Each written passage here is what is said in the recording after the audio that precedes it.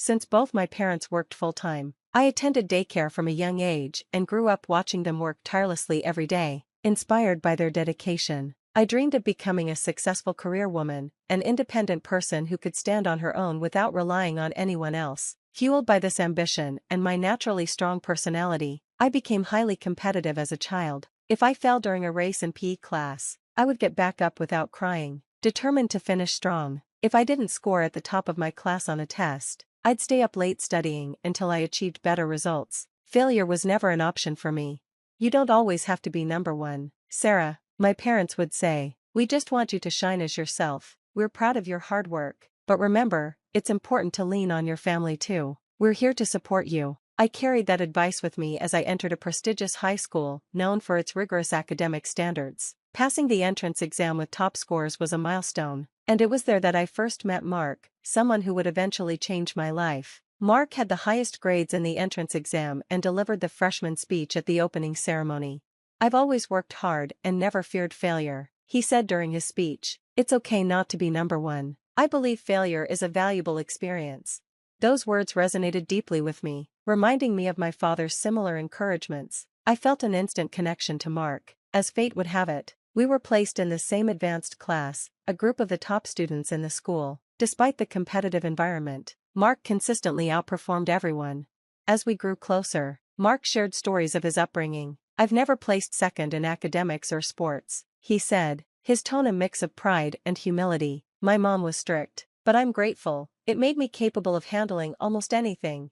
Meeting his mother at the entrance ceremony, I understood where his drive came from. She exuded strength and sophistication, and her influence was evident in Mark's achievements. Over our 3 years of high school together, Mark excelled at everything. He was a class leader, the anchor for our relay team, the choir competition conductor, and always topped the exams. Though I admired him deeply, and had a quiet crush, I never acted on my feelings. He seemed out of reach, a level of perfection I could only aspire to. After high school, I focused on my own goals, determined to carve out a path of success. I faced multiple job rejections, but I never gave up. Eventually, I landed a position at a top company, a prestigious opportunity, even though it was my 5th choice. This marked my first step toward my childhood dream of becoming a career woman. As one of the few women hired for a general position at the time, I worked tirelessly. My days were a blur of travel, running in heels I wasn't yet used to, and striving for both financial and emotional independence. While I occasionally exchanged emails with my parents, I avoided burdening them with my struggles. I knew they were aging, and I wanted to reassure them that I could handle things on my own. Yet, as I approached 30, I couldn't help but feel unsettled watching my friends settle down and start families. When an invitation to my high school reunion arrived, I decided to step away from my work-focused life for a night and attend. Seeing my old classmates was both surreal and heartwarming. Amid the laughter and reminiscing, I heard a familiar voice. Sarah, is that you? Wow, you look amazing. Mark, I turned to see him, looking just as sharp as I remembered. It's been so long, you haven't aged a bit. We fell into easy conversation, catching up on the years we had missed. Mark was now a top salesman at a multinational company, a dream role I had once aspired to myself. I just won first place in the company's young sales division, he shared with a modest smile. They even held an award ceremony for me. Mark still carried the aura of an elite achiever, but he was more laid back than I remembered. His suit fit him perfectly, and I couldn't help but admire the man he had become. As we talked, I told him about my own career and how hard I had been working. That night, our connection rekindled, and soon after, we began dating. Although our busy schedules limited how much time we could spend together, I was happier than I had been in years. Slowly, I began to consider that life might be more than just work. Perhaps it was time to build something lasting, a home, a family, a future beyond my career. On our 1-year anniversary, Mark proposed, and I said yes. After more than a decade, we were finally coming together. At 30, marriage felt like a significant milestone, filling me with both joy and uncertainty. My demanding job required me to travel frequently, and I faced a difficult choice: should I request a transfer, stay in my current role, or even consider a career change? Mark, ever supportive, reminded me how much I loved my work. I trusted that Mark would support whatever decision I made, though I carried mixed feelings as I went to meet his mother, Amy. Since Mark's father had passed away a few years earlier, it was just her now. Amy had always seemed strict, but when I saw her again, She looked even thinner and more severe than I remembered. "So, you're Sarah," she said, her eyes assessing me. "I hear you were Mark's classmate in high school. Graduating from that school means you must be quite smart." "I'm not sure about smart," I replied nervously, "but I work hard. I'm at a large company in a position not typically held by women. I'm currently leading a major project." As I continued explaining myself, Amy suddenly smiled. That's enough. I can see you're very capable." I felt a wave of relief, thinking I'd earned her approval, but then she added, "You know, I don't need a career woman. A woman's job is to take care of the home, send her husband off with a smile, have a warm meal ready when he returns, and raise the children properly. That's what I did, and it's what I expect from you." Her words left me stunned. Mark had never mentioned any of this. "She's right," Mark said casually. "I'll make the money, you don't need to work." Although being a successful, independent woman had been my childhood dream, I couldn't deny that I was physically and mentally exhausted from the demands of my job. Amy pressed on. "A woman's happiness is in supporting her husband. If you keep working, people might think Mark can't support his family." I looked to Mark for support, but he just nodded in agreement with his mother. It shocked me. I thought times had changed, that people no longer saw working wives as a reflection on their husbands. "But I'm not very good at housework," I protested weakly. "I've focused on my career, so I might need some help." "That's concerning," Amy said, frowning, "but I can teach you. After all, we'll be living together." "Living together?" I asked, startled. Mark had never mentioned this. "Yes," Amy said matter-of-factly. "This house is too big for me alone. There's plenty of space for you, Mark, and any future grandkids. Why waste money on a separate home?" I felt overwhelmed and trapped by her expectations. Just as I was trying to process it all, Mark spoke again. "I'm not the kind of guy who needs his wife to work," he said. "I make more than enough to support us. Besides, you're so talented that if you ever want to go back to work, I'm sure you'll find something quickly." His confidence in my abilities felt like a small consolation. I decided to give their way a try and resigned from my job. My colleagues were surprised and tried to convince me to stay, but they also told me I was welcome back anytime if I changed my mind. Their encouragement gave me a sense of security as I left the workforce. The next few months were spent learning from Amy. She was strict, but after years of working in a tough, male-dominated environment, her sternness didn't faze me. Not long after, I found out I was pregnant. When our daughter Lily was born, Mark was overjoyed, and to my surprise, Amy doted on Lily. "Lily is just the cutest, isn't she?" Amy would coo, her affection heartwarming but fleeting. Her demands on me increased. "I'll take care of Lily, you focus on the housework," she'd say. "We're running low on supplies, can you do the shopping?"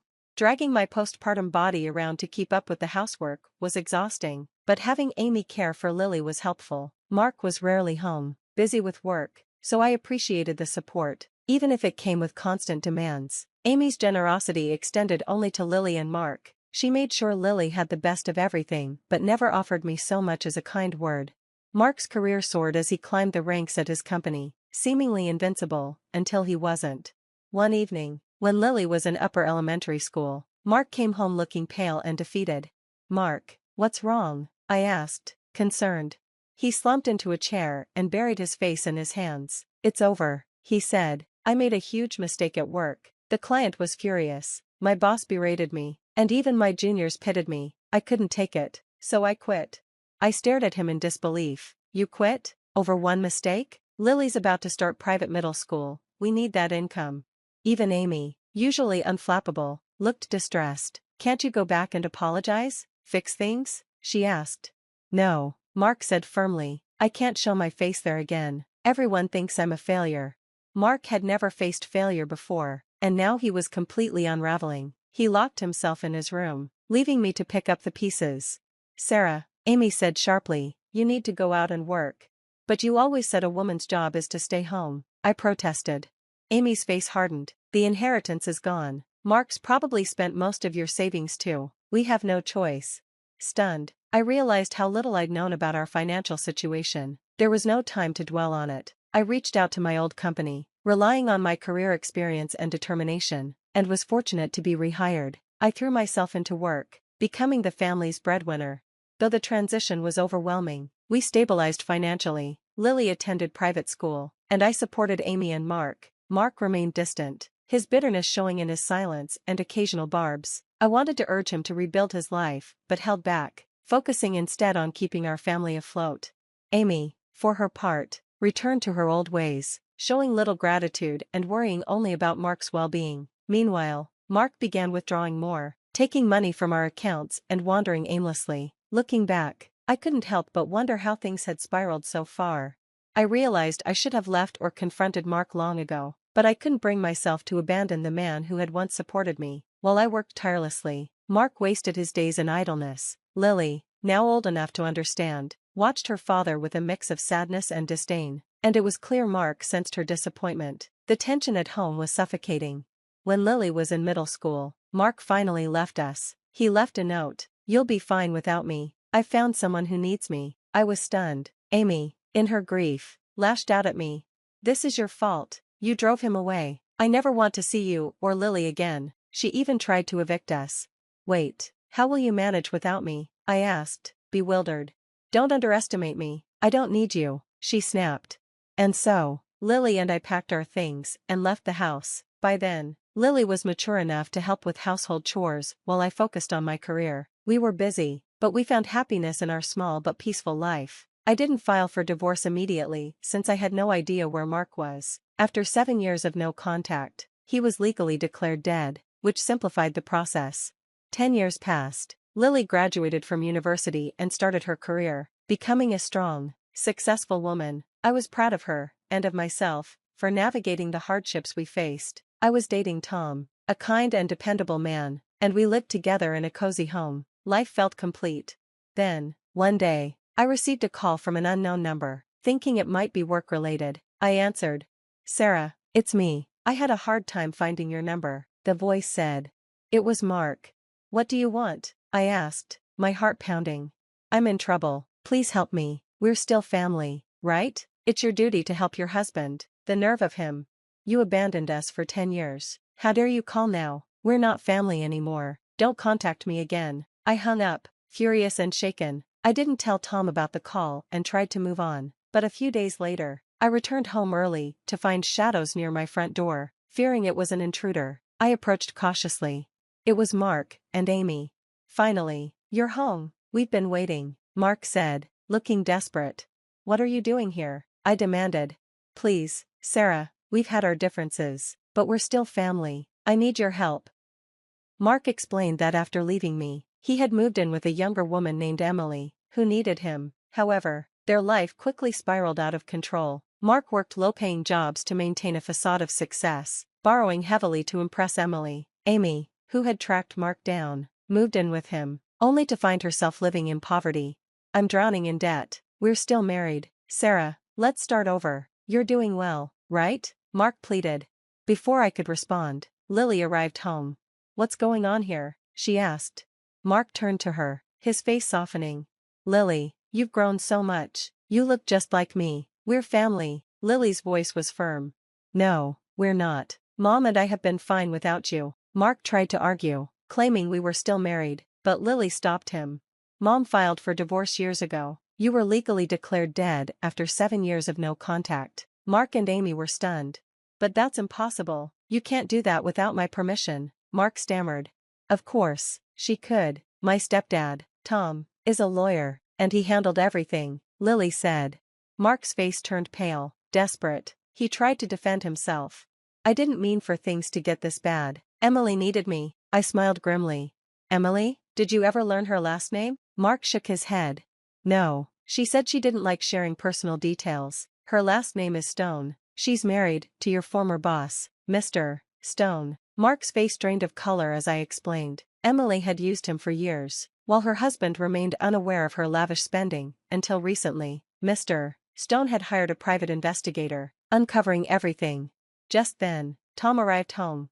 "What's going on here, Mark? If you're here to cause trouble, leave now. This is private property." Defeated, Mark and Amy left. Not long after, Mark faced legal consequences for his actions. Mr. Stone divorced Emily, and their lives were shattered. As for me, I had finally achieved the life I always dreamed of. Lily had grown into a strong, independent woman, and I knew she would never settle for less than she deserved. Tom and I chose not to marry. finding happiness in our partnership without legal formalities. I had overcome every obstacle and emerged stronger, and I hoped Lily would always remember to chase her dreams and never let anyone hold her back.